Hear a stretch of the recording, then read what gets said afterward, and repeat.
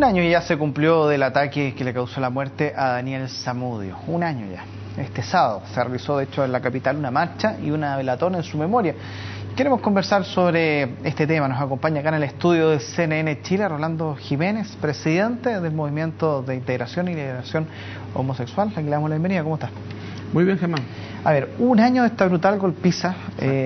¿Cómo pasa el tiempo? Pero ha sido un buen tiempo en términos de los logros que se pueden haber sacado de todo esto, lamentablemente desde un hecho tan dramático como este. Sí, sin ninguna duda, hay un antes y un después de la golpiza que finalmente le terminó costando la vida a Daniel Zamudio. Entre otras cosas trascendentes, se aprobó la ley que lleva su nombre, una ley que incluso, más allá de que las leyes en términos estrictos no tienen nombre, en los propios tribunales, en el primer fallo donde se condena a una empresa por una discriminación, por la acción que establece la ley, la jueza habla de la ley Zamudio.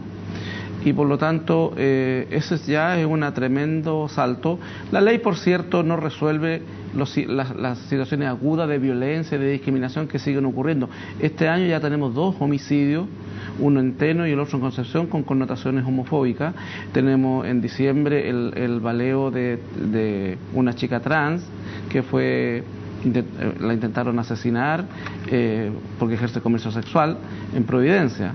Y han habido una serie de... Sin embargo, este mismo ley no ha servido desde julio en adelante, que fue cuando se promulga, para inhibir prácticas discriminatorias arbitrarias. Y por ejemplo, hemos llegado con 2 o 3 grandes empresas a acuerdos de reparación que han sido privados a las víctimas que denunciaron situaciones de discriminación por orientación sexual.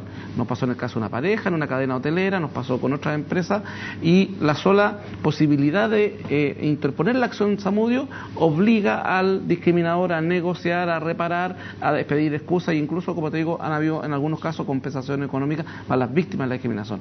Y otro caso importantísimo, no podría pasar lo que está pasando en las Fuerzas Armadas si no fuera por la ley Zamudio. Cuando el 97,6% de los uniformados del ejército dicen que no quieren tener un compañero de armas homosexual, y a pesar de eso el comandante en jefe, el general Fuentealba, se compromete a desarrollar una política institucional de no discriminación basada en la orientación sexual a partir de una serie de reuniones que le hemos pedido a las 3 ramas de las Fuerzas Armadas, bueno, dan cuenta de que la ley tiene un efecto concreto, práctico en la cotidianidad, y por lo tanto eso es lo positivo de este horrible hecho que hoy día conmemora un año de su ocurrencia. Ahora, eso desde lo institucional, desde lo legal hacia lo social. Pero ¿qué ocurre desde lo social? Desde lo social, ¿ustedes han notado cambio en este último tiempo? Por ejemplo, el informe anual de derechos humanos que está en la página web del año pasado da cuenta, por ejemplo, del aumento de las denuncias. No que haya aumentado la discriminación, pero por ejemplo, se dio un fenómeno muy interesante en regiones. En regiones aumentaron sustancialmente las denuncias respecto al pasado. Y eso significa que la gente entiende que hoy día tiene defensa, que tiene herramientas, que se puede defender de la discriminación arbitraria, y eso es positivo desde cualquier punto de vista. Yo espero que las organizaciones de la diversidad, no solo la diversidad sexual, sino que étnica, discapacitados, inmigrantes, usen la ley para las cosas que puede servir. Estamos además en un proceso intenso de diálogo, de propuestas con distintos ministerios y servicios para acercarnos a lo que dice el artículo, el inciso número 2 del artículo número 1, que dice que todos los entes del Estado tienen que generar políticas de no discriminación. Y hemos ido con Carabineros, con la Armada, con la Marina, con el Ministerio de Vivienda, con Salud, con Educación, haciendo propuestas para que en el ámbito que nos corresponda a nosotros, el tema de la diversidad sexual, se hagan esas políticas públicas de las que habla la ley. Sin embargo, aquí hay una deuda, y la deuda tiene que ver con que se requiere una institucionalidad que elabore políticas, que haga estudios, que haga análisis respecto, y que monitoree cómo el Estado y la sociedad en su conjunto están abordando los temas de la discriminación. Y eso es una tarea pendiente que se la vamos a plantear, por cierto, a los candidatos presidenciales. Esta acción de ayer que tú mencionabas es el inicio, la organizó la Fundación Zamudio, una organización que surge básicamente de vecinos de San Bernardo, amigos, conocidos de Daniel, familiares, que pretenden dar una pelea importante en el campo del bullying homofóbico, con las familias de los gays y de las lesbianas. Entonces, en ese contexto hay una serie de cuestiones que están pasando, y el 30 de este mes nosotros tenemos la marcha por los derechos humanos y la justicia de la diversidad sexual a partir de las 14 horas desde Plaza Italia hasta el Paseo Bulnes, y estamos trabajando, como te digo, una serie de iniciativas durante el año que nos van a permitir también colocar estos temas nuevamente en el Congreso. Uniones civiles, matrimonio igualitario, adopción, ley de identidad de género, son temas que son hoy día pendientes en términos de igualdad ante la ley. Esto no son exigencias para constituir un estatus privilegiado para los gays. Estamos hablando de alcanzar niveles de igualdad con el resto de la población, y para eso estamos trabajando intensamente en este periodo. Ustedes partieron ya hace más de una década, mucho tiempo, y en un principio me imagino que haber sido ustedes contra el mundo y se han sentido bastante solos. Hoy ustedes ya pueden decir que el mundo o la sociedad ya los acompaña más que antes, en el buen sentido. Sin ninguna duda. Cuando partimos en 1991 me sobraban dedos de esta mano para señalar a personajes con algún tipo de influencia, de poder político, que estaban dispuestos a sentarse siquiera a conversar con nosotros. Hoy día, bueno, una muestra de cómo hemos avanzado en términos de la valoración y la reivindicación nuestra es que ayer yo estuve en el almuerzo con el alcalde de París, junto con la alcaldesa de Santiago, y estaba la ex primera dama, la esposa de Lago, la señora Durán, estaba la señora Geria, la mamá de Michelle Bachelet, había una serie parlamentaria, estaba el alcalde Sabat, y estábamos en una ceremonia oficial con una parte importante de la élite política, y por lo tanto se da cuenta de cómo hemos avanzado en términos de instalar y además de acortar la brecha. O sea, aquí el drama que tenemos es que desde el progresismo en particular, a quien yo le exijo mucho más que, por cierto, a los sectores conservadores, tiene una deuda enorme, no solo en Chile, sino que en América Latina, respecto de los derechos de la diversidad sexual.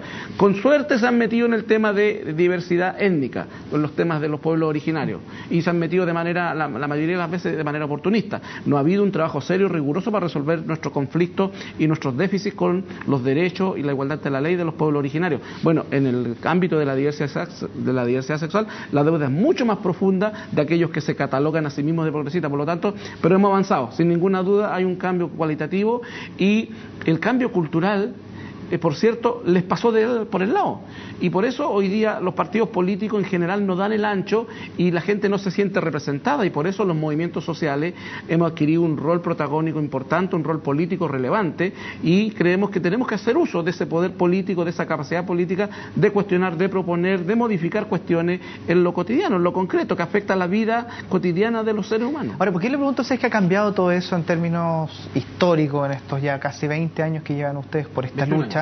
21 años, exactamente, casi 22. Cumplimos 22 ahora. Claro, 22 años. Porque si bien salió esta ley Zamudio, que regula, instituciones que tratan de regular, en fin, antiguamente, hace un par de años atrás, los índices de depresión, de estrés, en la comunidad gay eran altísimos por no querer y no poder vivir su identidad a nivel social. Correcto.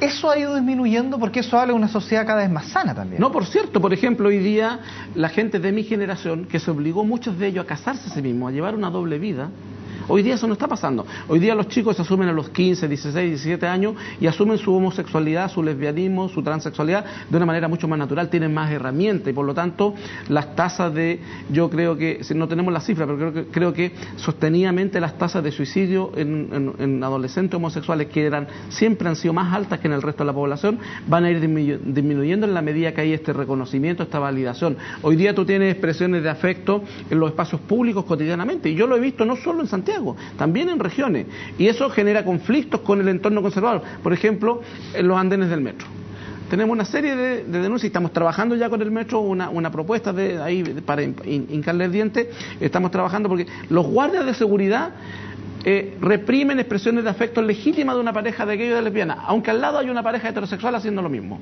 y la excusa es que es que la señora que está ahí se molestó porque ustedes se dieron un beso, y la señora es usuaria del metro, como si esos dos gays, esas dos lesbianas que se dieron un beso, para despedirse, que fue el último caso, no fueran también usuarios del metro. Entonces aquí el cambio cultural es profundo, por eso las políticas públicas son tan determinantes, por eso es tan determinante que tengamos una institucionalidad al estilo del Instituto Nacional contra la Discriminación en Argentina, o el CONAPRED en México. Aquí podría dársele esas facultades, y estamos pensando en esa línea, al Instituto Nacional de Derechos Humanos, abrirle un amplio, darle más recursos, darle más atribuciones para que se encargue de estos temas que tienen que ver con la discriminación, porque la discriminación es un tema que está arraigado profundamente en la sociedad chilena, pero que en algunos ámbitos se va a fortalecer, se va a hacer más agudo. Lo digo porque los migrantes, en la medida que Chile tiene estas cifras macroeconómicas maravillosas, supuestamente. Bueno, la migración de los países vecinos es más contundente, es mucho más profunda, y eso está generando. Santiago Centro, por ejemplo, hay una cantidad de barrios donde hay inmigrantes peruanos, colombianos, ecuatorianos, y los problemas que están que están ocurriendo allí de convivencia cotidiana, la xenofobia, el racismo que se está desatando con las personas de raza negra, por ejemplo. Bueno, y no tenemos una ley que sanciona la incitación al odio. Y, por ejemplo, los neonazis tienen páginas web, hacen publicaciones y predican el odio contra los homosexuales, los peruanos, los inmigrantes, las personas de raza negra, contra los judíos, y aquí no les pasa nada. Entonces, ese es otro tema que tenemos que hincarle en diente, buscar la misma apología del odio que hace la jerarquía católica y protestante respecto de los homosexuales, cuando nos califica de aberrantes, de depravados, cuando el presidente de un partido político que tiene una representación parlamentaria importante, Renovación Nacional, Carlos Larraín, vincula la homosexualidad con la pedofilia. Bueno, esos discursos son el sustrato, son el sustento en el que se afincan actitudes violentas como la de los 4 autores del asesinato de Daniel. Por último, ¿confía en la política ahora? ¿En que se puede lograr cosas? Absolutamente, yo creo que cada día los ciudadanos tienen más protagonismo, tienen más herramientas, tienen más información. Hoy día los monopolios informativos se han roto. Hemos hecho un uso intensivo e inteligente de los medios digitales y hoy día hemos dado vuelta. Los ciudadanos, desde Twitter, por ejemplo, desde Facebook, desde las páginas sociales, hemos dado vueltas a decisiones políticas, hemos generado movilizaciones masivas a partir de una convocatoria por esas vías. ¿Usted confía que este año pueden ser escuchados siendo un año de elecciones y donde las temáticas van a ser fuertes? Yo creo que no hay alternativa. O la clase política se pone anteojera y sigue la misma lógica, o escucha y se genera un cambio profundo en la sociedad chilena, porque los niveles de insatisfacción en términos de salud, educación, trabajo, vivienda, temas medioambientales, son de una profundidad tal que si la clase política no escucha esos llamados, se va a estar pegando un tiro, se va a estar suicidando. Y no queremos terminar con una caricatura de la política como ocurre hoy día en Italia, por ejemplo. Entonces es inevitable avanzar, y yo soy optimista en ese sentido. Creo que hay a lo menos un contingente de la clase política que está poniendo oreja, que está escuchando, y bueno, yo en lo particular asumí el desafío de ir de candidato a diputado, entré a militar en el PRO. Creo que hoy día entré en el momento más difícil de militar, donde los partidos políticos están más desprestigiados que nunca, pero creo que precisamente es allí donde hay que hacer la apuesta, reconstruir el vínculo entre los partidos políticos, los ciudadanos, las organizaciones sociales, y que además los partidos políticos respeten en igualdad, con horizontalidad, el quehacer político, social y cultural que hacemos los movimientos desde la sociedad civil. Muchas gracias, Rolando, por estar junto a nosotros.